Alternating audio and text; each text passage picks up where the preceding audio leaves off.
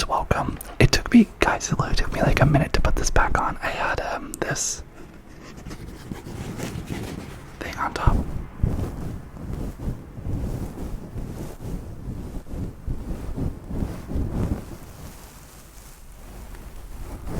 Actually sounds really nice. So the Celtics lost.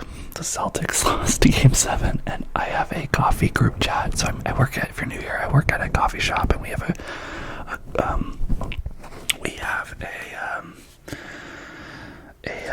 group chat on. It's called Home Base. On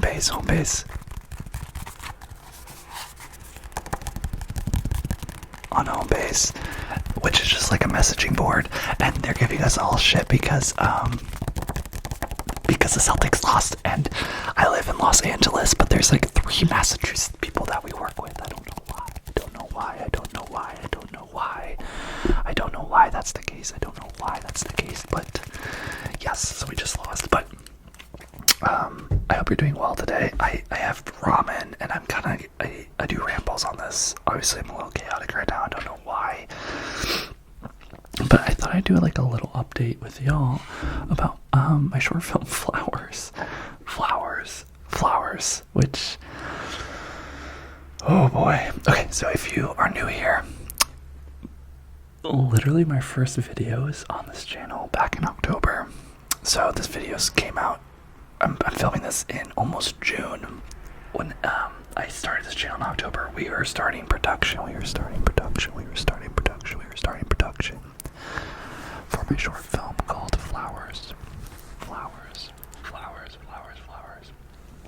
And you can see it all on my channel. Like the first videos I do ASMR, it's all about like me unpacking the props and all of that, and me talking about the shooting days and the equipment we have and all that. I wanted this channel to be a place to document that, and yeah, so a lot of you have been on the journey from shooting. I shared the script on this channel. I also, like, we did a read through. And you can go through all the old videos and see it. I might also, actually, there's a playlist called Flowers.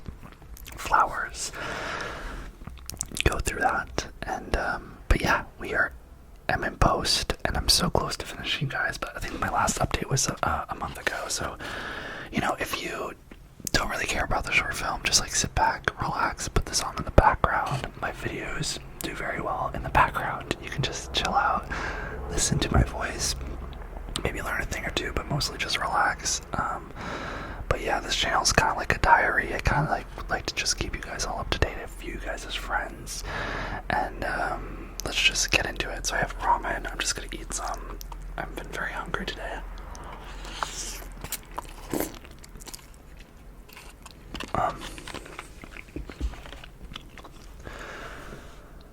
Oh my god. Okay, so I keep the deadline for Flowers being finished keeps being pushed back.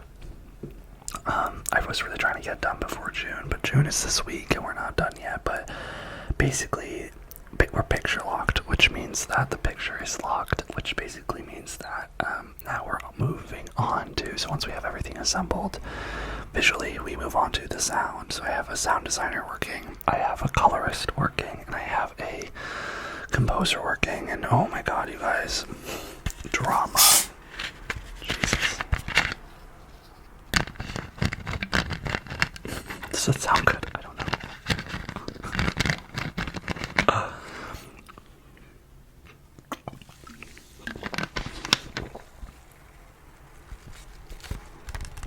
Okay, so for future me, for you, if you ever do short films or screenwriting or any type of art, something I wish I learned, which I'm going to do on my next project, is that I am going to make sure that my producer is helping me in post-production. Oh my god, you guys, I am just over my head. Not only am I the person, and this is fun, like not only am I the person being like, oh yes, let's do this, let's instead of this, right? Like they'll tell me, hey Nick, you want to do this or you want to do this? So for instance, for editing, they're like, do you want to do this cut or this cut? For sound, it's like, how much sound do we want? Like, coloring, it's like, how much color? Yeah, you get it. It's fun. I'm just like, I've been working on this for so long, and if you are an artist, you know that when you're on a project, it's not literally like the actual doing that's hard, it's just that like it lives in your brain. Like I've been thinking about the short film forever, and honestly it's hard. Every stage I feel very vulnerable, and it's like I had a friend, not really a friend, a person I went to school with who did a short film and it just got into Tribeca Film Festival, and you know, it's just like you begin to doubt yourself and be like, well, is my film good, and blah blah blah blah, and is it even worth putting out, and all this stuff. And to be frank, it's more of a learning lesson than I think of it being really good. That's kind of how I'm getting past this, and it's not about the end product, right? It's about the process, what we're learning, how we're doing, and honestly, like trying to give meaning and that. So right now, the reason I need a producer is like I have all of these people I'm trying to manage, and it's a lot, it's so much. It's just like people are on vacation, and it's like, okay, well, I need this person to then coordinate with this person, so then we coordinate together, and just like it's overwhelming. And thankfully this weekend I got a little break with my family in Santa Barbara, which was really nice. But like I'm telling you, it's literally like it's just a lot to juggle, and my composer right now is being very MIA in the fact that he, you know, will come up with deadlines and we'll be talking, and he'll be like, okay, cool, and then like he'll miss the deadline, and then he won't even tell me why, and then I have to always reach back out and be like, okay, where are we at? And he'll be like, oh, I need a couple days, or blah blah blah, but he was supposed to send me something by Friday, and it's Monday, and I called him. I literally, you guys, I freaking literally, I think I'm a very patient person. I try to be, you know. I know this isn't everyone's first priority in life. Like, life happens, right? Your work should never be your first. You know, everyone's dealing with things they don't talk about. I know that. Trust me, I know that. I go through a lot of stuff too. I get it. But the fact that so this is what I did, right? When I get frustrated with people, this is what I've been learning through this process, right? Making art and having all these people on your project, I like to collaborate, so I like to see what they bring to the table and then like find a middle ground. I don't know. I think, in my opinion, that's how the best art is made. It's by letting things be fluid. I don't know how amazing that is in this sense, because I might be thinking like maybe I should have been more direct, because the sound, the music, and everything, and I think it's just like we have it all out there. My next steps are going to be bringing it back, but with this person, I basically, you know, started getting frustrated with the deadlines, and then I basically, you know, text them and be like, okay, and then this is what trick I do. I usually, if I'm mad at someone or something, I will text them exactly what I want to say, being like, you know, deadlines are really important. We really missed this because of you, and like you're not paying attention, and I don't want to threaten you, but like maybe we're not gonna be able to use you, and I might move on, and all this stuff, and then I send it to myself. So you know how your iPhone, or if you're an Android, I don't know, but you can text yourself. So I do that for a lot of notes, and I also do that for this when this happens. So I will copy the text and I will send it to myself, so I get the feeling of sending the text. I then like wait 10 minutes, 30 minutes, because weirdly that relieves me. I'm like, okay, I did it, even though I didn't really do it. And then I will come back, and if I still want to send it, I'll send it, but usually I don't. What I did instead is, I think he texted me, but then we jumped on a phone call, and then I always ask when I'm working with people, I always ask, and I asked him, I was like, what is the best way to communicate with you? And I like this because it shows respect. It shows, you know, because people can be like, oh, call me or text me, or they'll be like, hey, can you just email me? Right? It shows respect, and by them acknowledging their way of doing it, it makes them alert, being like, okay, when this person reaches out this way, that means they really need something. So his thing was, oh, call me because I can't ever, you know, text because I'm busy. And I was like, totally cool. I was like, because I kept texting him, and I was like, that makes sense.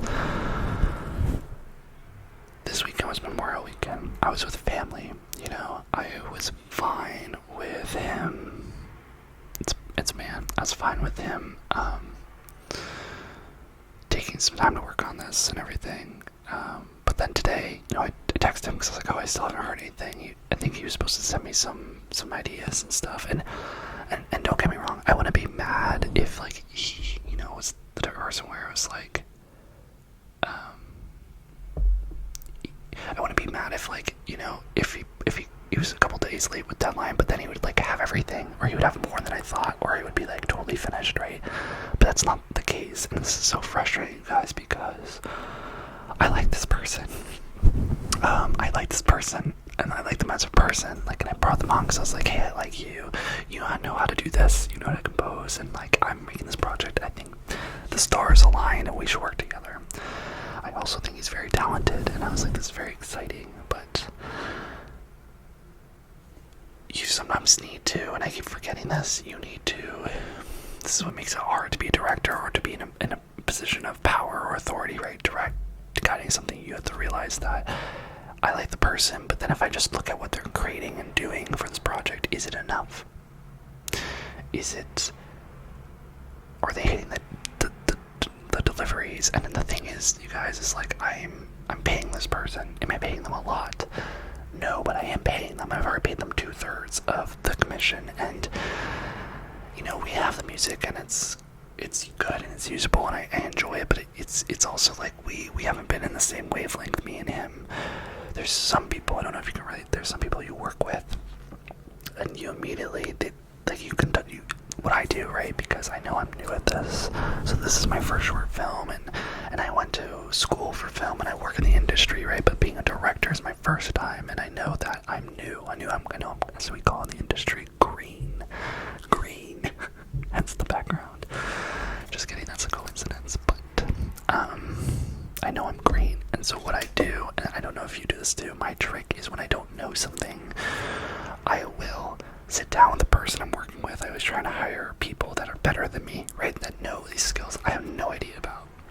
That's what I did for my director of photography. I knew nothing about cameras. I hired someone that was amazing with the cameras. All of this stuff. And I know this is my trick. When I don't know something, I will meet with the person and I will sit down or be on a phone call and I will chat. I will just talk to them. And I will just I think it's more important, I discuss and go, hey, this is what I'm looking for.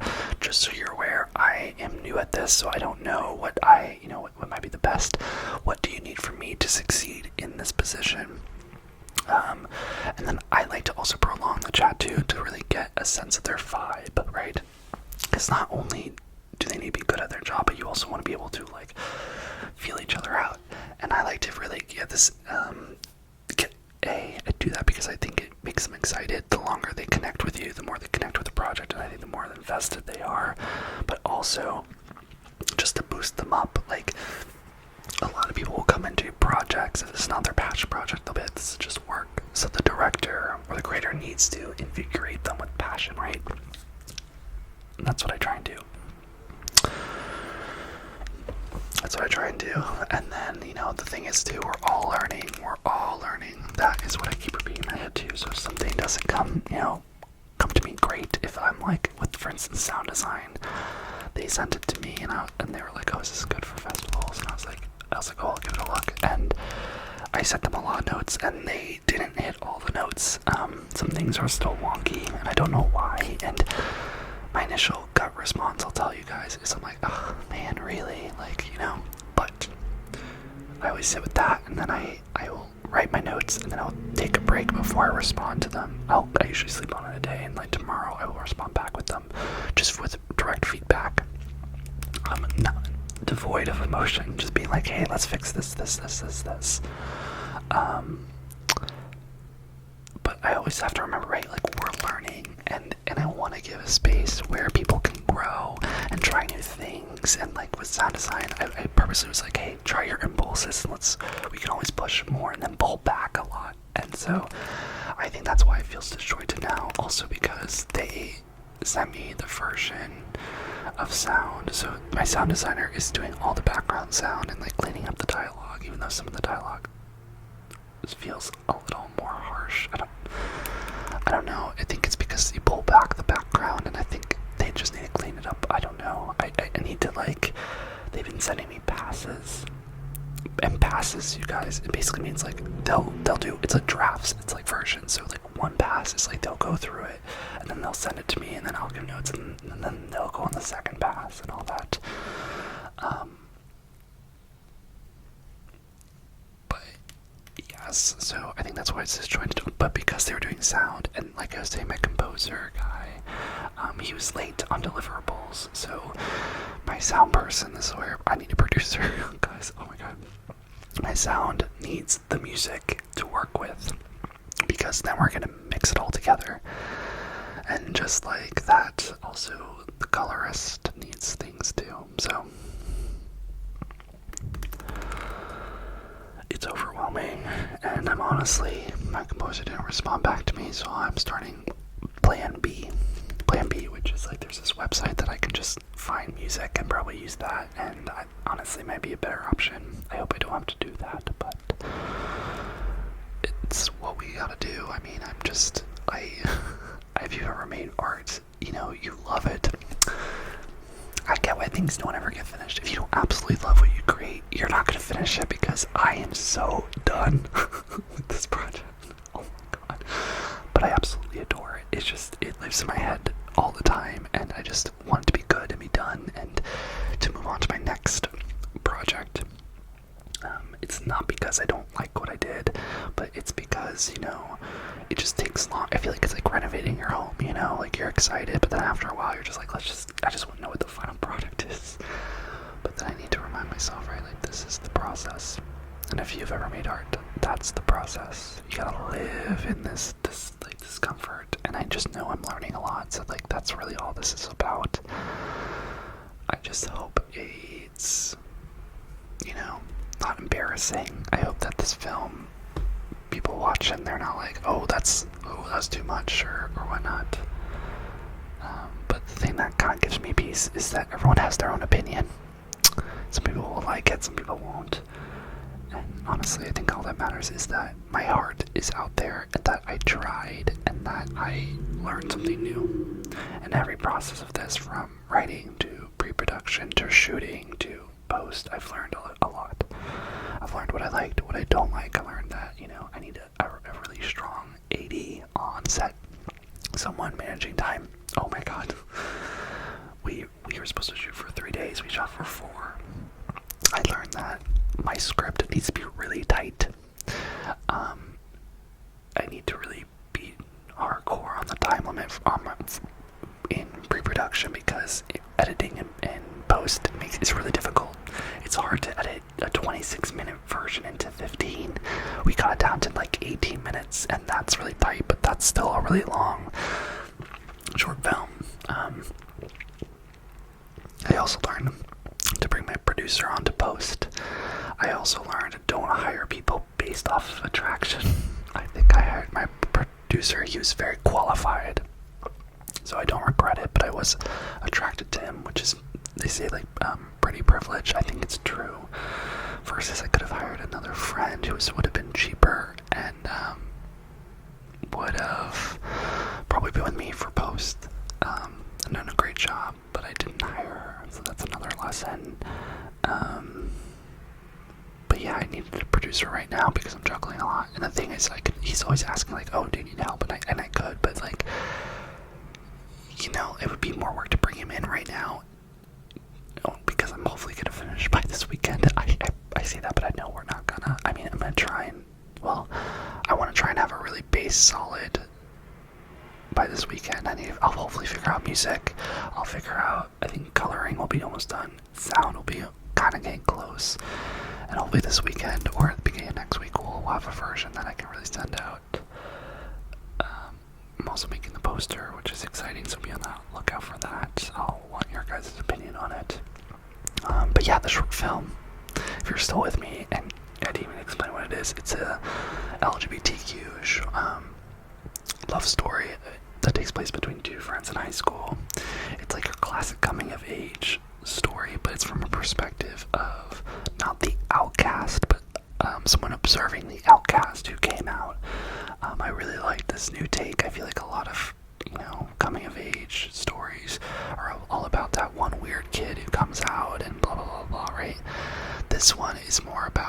seeing that and then choosing to be different, and like, I guess it's all about, you know, accepting your differences, and that love is not about fitting in, but it's about standing out and growing and seeing who you bloom with. And it's gonna be really beautiful. I wrote it, you know, it's very symbolic of flowers. Each character in the film, except for the antagonist, which is Rob, is a flower. And the film ends in a very surrealist way, in that they literally turn into flowers and bloom. It's very beautiful, and it should be very experimental and fun, but it's very linear. I wrote it as a 3-act structure, which I learned, if you ever want to do short film, don't do that. I mean, you can, but short films aren't structured like a screenplay, and I didn't know that. And I'm not mad about what I did, but it's a lesson. If I ever do a short film again, I'm going to structure it differently. It can end on the climax, which is what this film does, but I wrote a whole resolution, 3rd act, which basically resolves everything. That is in the director's cut. So I have a festival cut that doesn't have that scene, and then I have the director's cut / extended cut that has that version. Subscribe to this channel if you want to see the film. I'm going to upload it to this channel eventually, but I will also give you, if you really want to see it soon, down in my bio, I have like this link that says like follow my art. That it literally will just take you to a MailChimp. Just put your email in, and when I get a good version, I'm just going to email everyone that's on that chain, and you'll get a Vimeo link with the password, and you can watch it and let me know your thoughts. It won't go live on this channel until probably a year, because it's trying to run through festivals. We're going to see how that goes.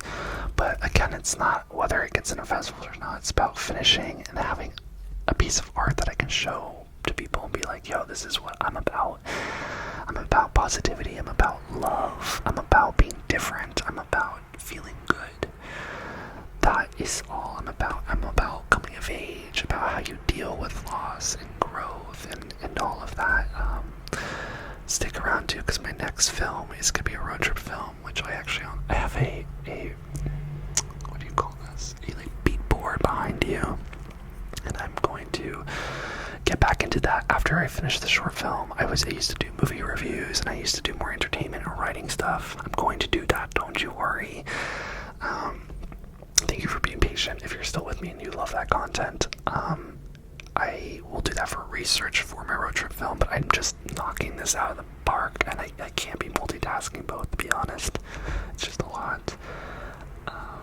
But yeah, that's kind of where Flowers is at. I'm aiming for this weekend. And yeah, that's kind of like all the tea, all the kind of gossip about it.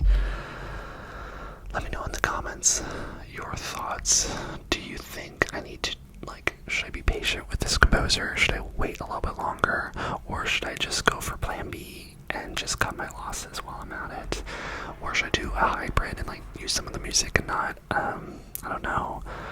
Let me know what you think down below. Also, if you have any tips for dealing and separating people you like versus, you know, like working with them, and how you communicate, and not how you fire people, but how you let people go. And it's a skill I'm learning, and it's, I think, very important. So I'll let you know if that ends up happening. But yes, please like this video if you enjoyed it, subscribe, and I hope that you have a wonderful night. I absolutely adore you. I really do. You're so special, and just be so good on yourself.